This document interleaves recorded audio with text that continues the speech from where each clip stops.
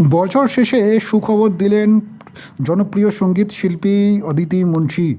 মূলত এই মুহূর্তে একজন সঙ্গীত শিল্পীর পাশাপাশি একজন জনপ্রতিনিধিও বটে অদিতি মুন্সি। এই মুহূর্তে রাজারহাট গোপালপুর বিধানসভা কেন্দ্রের বিধায়িকাও বটে। মূলত কীর্তন এবং কৃষ্ণ গানের জন্য তিনি বিখ্যাত। অদিতির কনসার্টে প্রচুর মানুষ ভিড় জমান তার কণ্ঠে কীর্তন এবং কৃষ্ণ গান শোনার জন্য।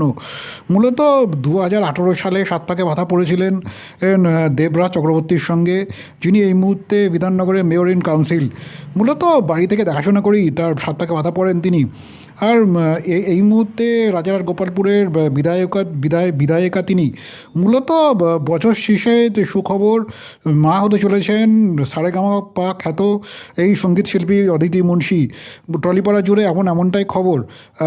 বর্তমানে এ বিষয়ে কোনো আনুষ্ঠানিক ঘোষণা না করলেও টলিপাড়া জুড়ে তার ঘনিষ্ঠ সূত্রে জানা গিয়েছে আগামী বছরেই